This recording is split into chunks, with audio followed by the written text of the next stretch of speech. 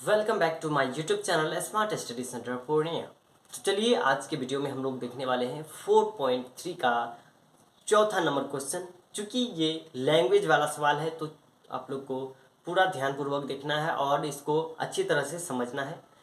अगर आप ध्यान से नहीं देखेंगे तो समझ में नहीं भी आ सकता है, आ भी सकता है। तो उम्मीद है कि हम आपको समझा पाएँ और आप समझ पाएँ और अस्थिर से देखेंगे इस वीडियो को।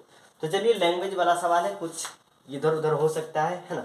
तो सबसे पहले क्या है कह रहा है, आइए हम लोग एक बार क्वेश्चन पढ़ लेते हैं। बोल रहा है कि 3 वर्ष पूर्व रहमान की आयु वर्षों में, ठीक है, का व्युत्क्रम और अब से 5 वर्ष पश्चात आयु के व्युत्क्रम का योग 1/3 है, तो उसकी वर्तमान आयु ज्ञात कीजिए। किसकी वर्तमान आयु की बात कर रहा है ये? तो ये रहमान का जो वर्तमान आयु है उसकी बात कर रहा है। तो सबसे पहले लिखेंगे हम लोग, क्या लिखेंगे कि सबसे पहला काम होगा हम लोग का, क्या कितना नंबर क्वेश्चन है? 4 नंबर क्वेश्चन है। सबसे पहले क्या लिखेंगे? प्रश्न से। अभी प्रश्न से लिंक नहीं लिखेंगे। सबसे पहले क्या बोल रहा है कि वर्तमान आयु ज्ञात कीजिए। तो हम लोग वर्तमान आयु पता नहीं है तो सबसे पहले हम लोग वर्तमान आयु मान लेते हैं। तो लिखेंगे माना कि, क्या करेंगे? माना कि रहमान का वर्तमान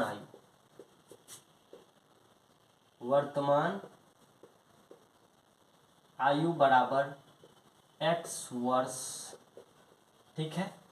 सबसे पहले हम लोग क्या करेंगे, इसमें क्वेश्चन पढ़ेंगे और क्वेश्चन में जो पूछा जाएगा उसको हम लोग मान लेंगे। यहाँ हम लोग क्वेश्चन पढ़े, क्वेश्चन पढ़ने के बाद हम लोग का रिजल्ट आता है कि रहमान का जो वर्तमान आयु है वो पूछा गया है। तो फाइनली हम लोग लिख लिए हैं कि माना कि रहमान की वर्तमान आयु x वर्ष है। हम लोग को पता नहीं है कि इसका वर्तमान आयु क्या है, तो हम लोग मान चुके हैं कि इसका वर्तमान आयु क्या है? x वर्ष है, ठीक है। तो उसके बाद क्या बोल रहा है कि 3 वर्ष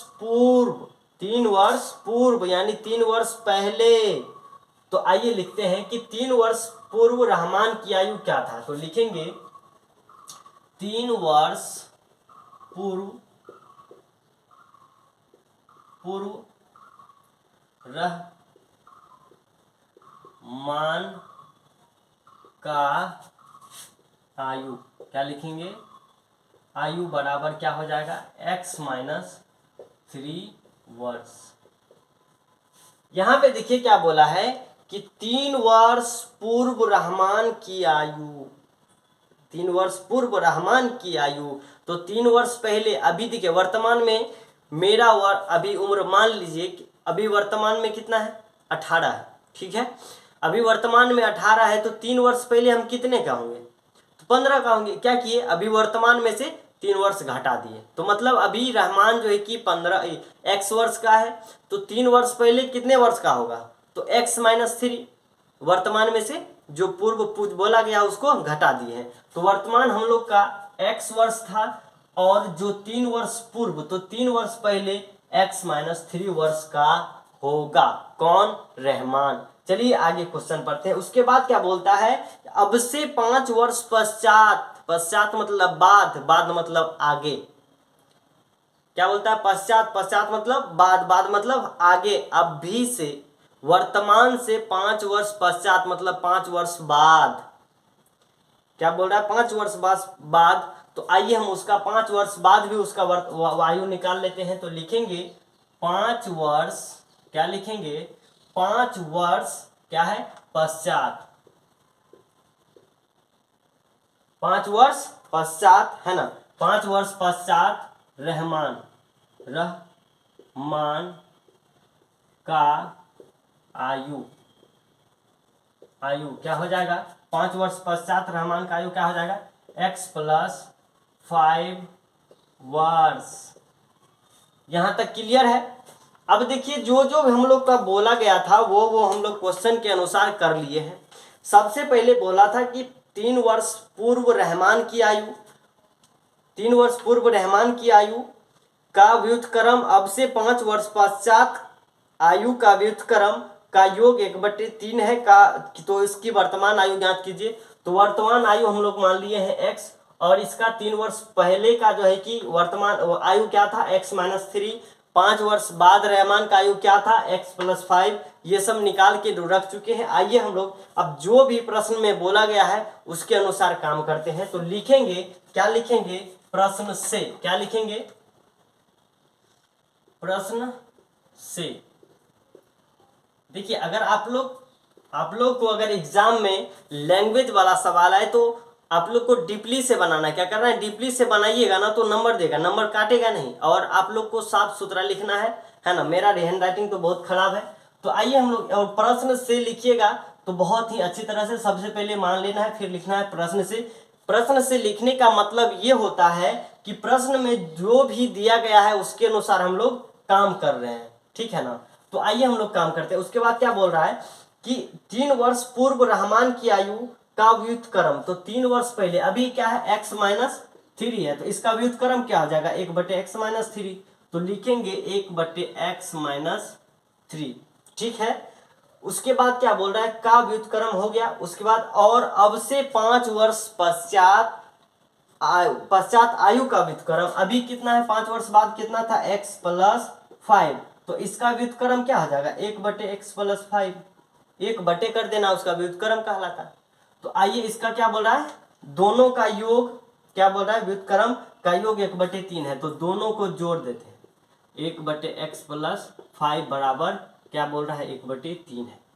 आइए हम लोग एक बार और इसको देख लेते हैं, क्योंकि अगर आप समीकरण बनाना सीख गए, लैंग्वेज को पढ़ करके ये चीज लिखना सीख गए, तो समझिए कि हलवा है क्वेश्चन।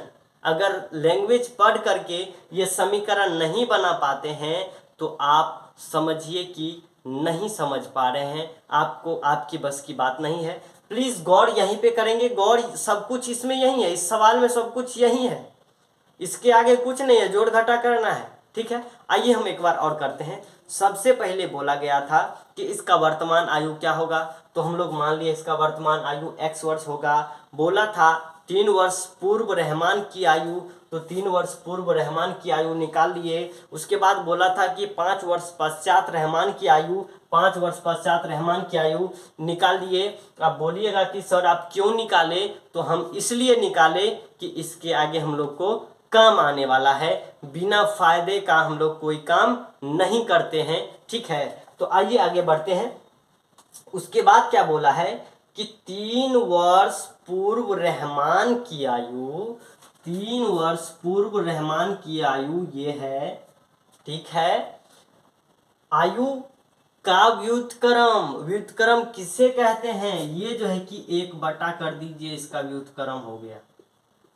एक x-3 का व्युत्क्रम क्या होगा, 1/x-3। अब देखिए क्या बोलता है, 3 वर्ष पूर्व रहमान की आयु का व्युत्क्रम अब से 5 वर्ष पश्चात, 5 वर्ष पश्चात x+5, 5 वर्ष पश्चात x+5 का व्युत्क्रम 1/5, 1/x+5, इसका व्युत्क्रम ये हो गया। व्युत्क्रम का योग 1/3 है, इन दोनों का जो जोड़ है ना 1/3 है, ये और इसका जोड़ है 1/3।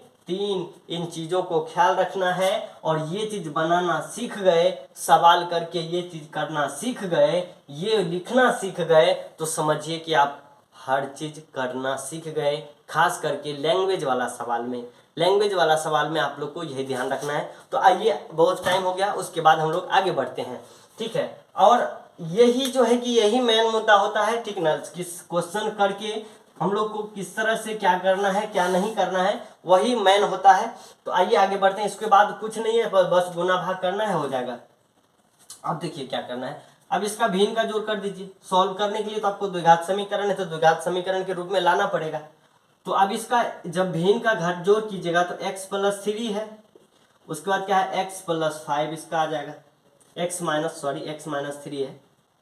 अब देखिए कि इनमें जब इनसे भाग दीजिएगा तो ये बचेगा x+5, ठीक है।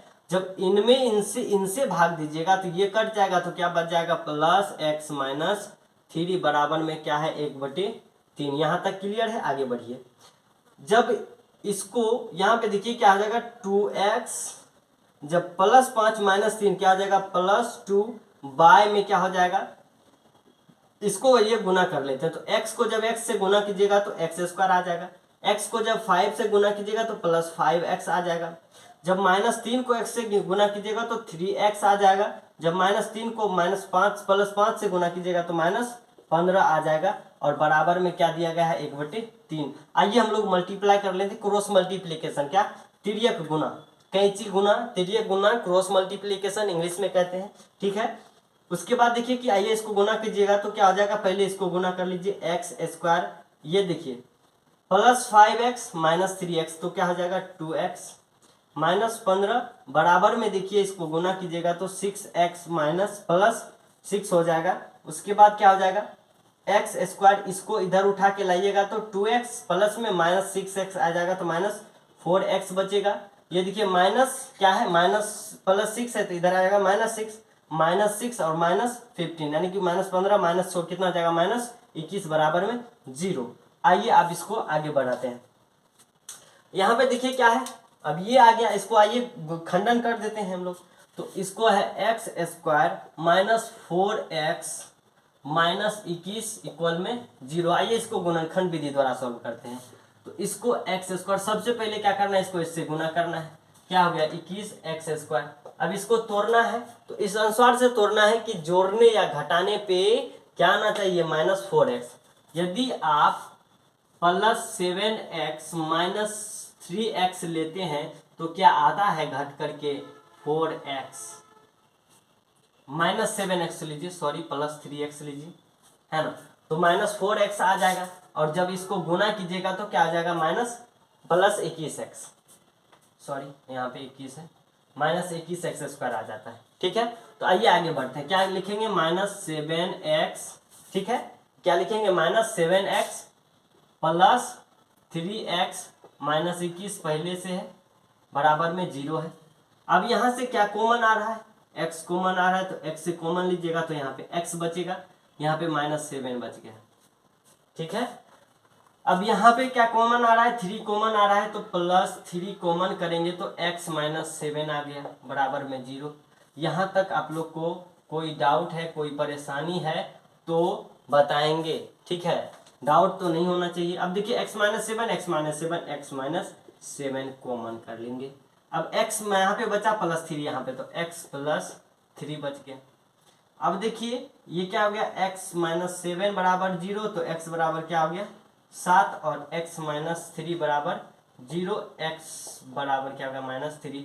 तो आयु जो है कि कभी भी ऋणात्मक में नहीं होता है, आयु ऋणात्मक में कभी नहीं होता है। तो x का मान निकल के आ गया है 3, तो इसका वर्तमान आयु क्या हो जाएगा, क्या हो जाएगा 7 हो जाएगा, इसका वर्तमान आयु क्या हो जाएगा 7 वर्ष, ठीक है। तो आप लोग इसका स्क्रीनशॉट ले लेंगे। अगर यहाँ तक हो गया है तो चलिए हम लोग अगले वीडियो में मिलेंगे, और अगले वीडियो में मिलेंगे 5वां नंबर के साथ। आज के लिए इतना ही।